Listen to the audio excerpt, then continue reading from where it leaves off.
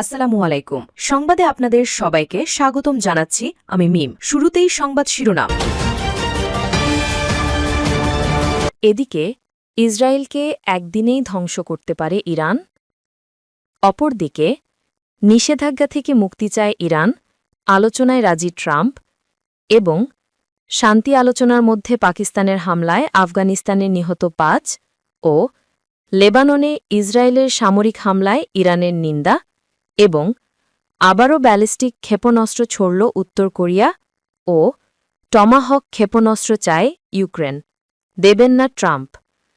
প্রিয় দর্শক, আপনি যদি আমাদের চ্যানেলে নতুন হয়ে থাকেন তাহলে আমাদের চ্যানেলটি সাবস্ক্রাইব করুন ও নতুন নতুন সংবাদে যুক্ত থাকুন। এতক্ষণ শুনছিলেন সংবাদের শিরোনাম, এখন বিস্তারিত। ইসরায়েলকে একদিনই ধ্বংস করতে পারে ইরান।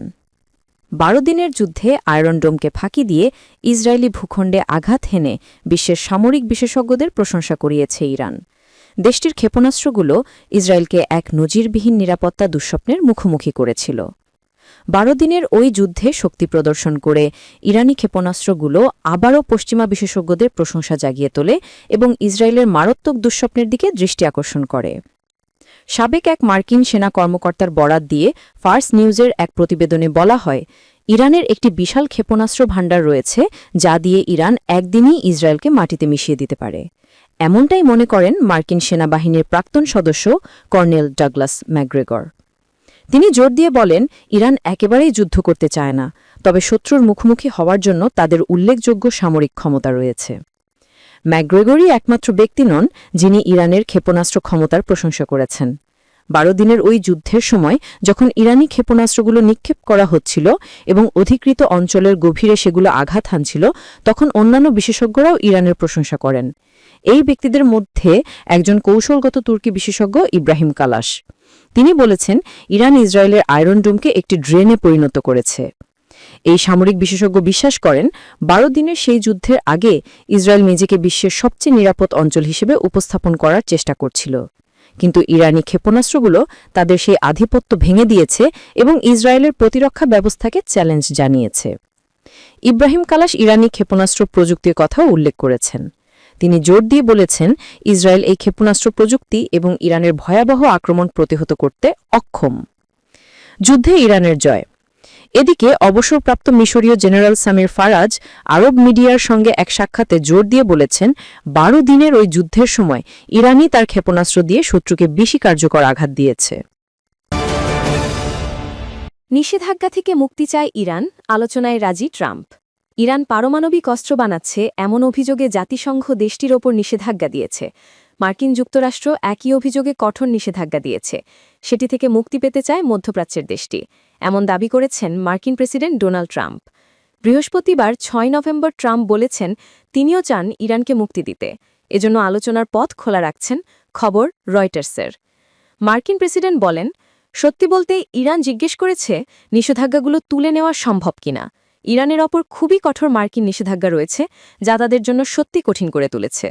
মধ্য এশিয়ার নেতাদের সঙ্গে এক নৈশভোজ শেষে ট্রাম্প বলেছেন, আমি বিষয়টি শোনার জন্য উন্মুক্ত, দেখা যাক কি হয়, তবে আলোচনা করতে রাজি আছি। পশ্চিমা দেশগুলো, বিশেষ করে যুক্তরাষ্ট্র, দীর্ঘদিন ধরে অভিযোগ করে আসছে ইরান পরমাণু অস্ত্র তৈরি করতে চায়। যদিও ইরান পাল্টা দাবি করে আসছে, মধ্যপ্রাচ্যের দেশটির দাবি তাদের পারমাণবিক কর্মসূচি সম্পূর্ণ শান্তিপূর্ণ উদ্দেশ্যে। ২০১৮ সালে যুক্তরাষ্ট্র তেহরানের সঙ্গে করা আন্তর্জাতিক পরমাণু চুক্তি থেকে সরে আসে, তখন কঠোর নিষেধাজ্ঞা শোনে ইরান। এর মাঝে এবছরের জুনে ইরানের উপর নজিরবিহীন বোমা হামলা চালায় ইসরায়েল, যা পরে যুদ্ধের রূপ নেয়। এতে যুক্তরাষ্ট্র সাময়িকভাবে অংশ নিয়ে ইরানের পরমাণু স্থাপনায় হামলা চালায়। ট্রাম্পের দাবি, ওই হামলায় ইরানের পরমাণু কর্মসূচি সম্পূর্ণভাবে ধ্বংস হয়েছে, তবে ক্ষতির পরিমাণ এখনও অজানা। ট্রাম্প বলেন, একসময় ইরান মধ্যপ্রাচ্যের ত্রাস ছিল, কিন্তু এখন তাদের পরমাণু অস্ত্রের সম্ভাবনা আর নেই। অতীতে যুক্তরাষ্ট্র ইরান পরমাণু আলোচনার একাধিক দফা আয়োজন করেছিল ওমান। উভয় পক্ষকে পুনরায় আলোচনায় ফেরার আহ্বানও জানিয়েছে। আলোচনার লক্ষ্য এমন একটি চুক্তি করা যাতে ইরান তার পরমাণু কার্যক্রম সীমিত করবে এবং বিনিময়ে নিষেধাজ্ঞা শিথিল করা হবে। এবার সেই সম্ভাবনাকে আরেকটু বাড়িয়ে দিলেন ট্রাম্প। ইরান শান্তি আলোচনার মধ্যে পাকিস্তানের হামলায় আফগানিস্তানে নিহত ৫। তুরস্কে শান্তি আলোচনা চলছে পাকিস্তান ও আফগানিস্তানের মাঝে। এরই মধ্যে আফগানিস্তানে হামলা চালিয়েছে পাকিস্তান। এতে অন্তত ৫ জন নিহত হয়েছেন। এছাড়া আহত হয়েছেন আরও ৬ জন। বৃহস্পতিবার ৬ নভেম্বর পাক আফগান সীমান্তে এই সংঘর্ষের ঘটনা ঘটেছে।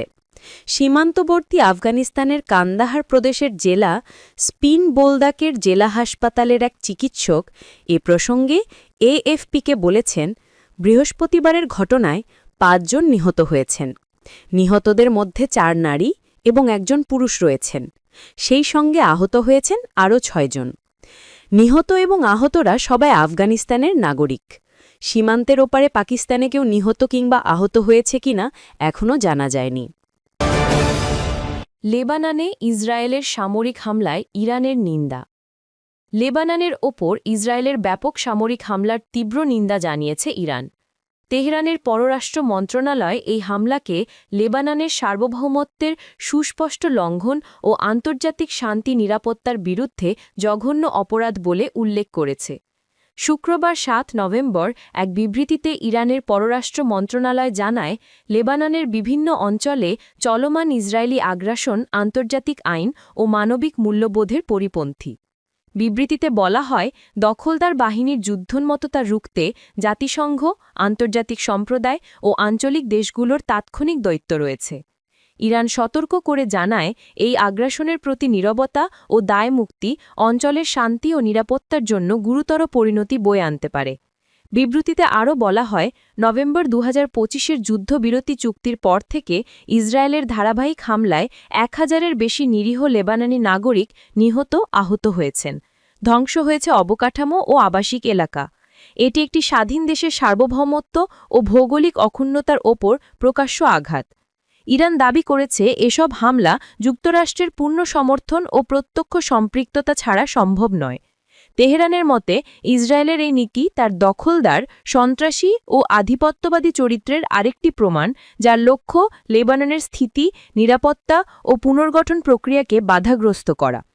হামলায় নিহত লেবাননি নাগরিকদের প্রতি গভীর শোক জানিয়ে ইরান লেবাননের সরকার ও জনগণের প্রতি সংহতি প্রকাশ করেছে।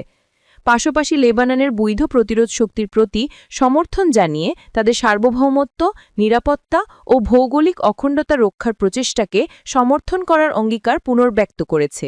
ইরান আবারও ব্যালিস্টিক ক্ষেপণাস্ত্র ছুড়ল উত্তর কোরিয়া। দক্ষিণ কোরিয়ার পরমাণু শক্তিচালিত সাবমেরিন তৈরির পরিকল্পনা অনুমোদনের সপ্তাহখানেকের মাথায় অজ্ঞাত ব্যালিস্টিক ক্ষেপণাস্ত্র নিক্ষেপ করেছে উত্তর কোরিয়া। শুক্রবার ৭ নভেম্বর উত্তর কোরিয়ার ছোড়া ক্ষেপণাস্ত্রটি পূর্ব সাগরে গিয়ে পড়েছে বলে জানিয়েছে দক্ষিণ কোরিয়ার সেনাবাহিনী। খবর এএফপির। দক্ষিণ কোরিয়ার জয়েন্ট চিফস অফ স্টাফ জানিয়েছে, উত্তর কোরিয়া পূর্ব সাগরের দিকে একটি অজ্ঞাত ব্যালিস্টিক ক্ষেপণাস্ত্র নিক্ষেপ করেছে, যা জাপান সাগরে গিয়ে পড়েছে। এর আগে মার্কিন যুক্তরাষ্ট্রের প্রেসিডেন্ট কোরিয়া সফরকালেও কিম জং উনের দেশ ক্ষেপণাস্ত্র পরীক্ষা করেছিল।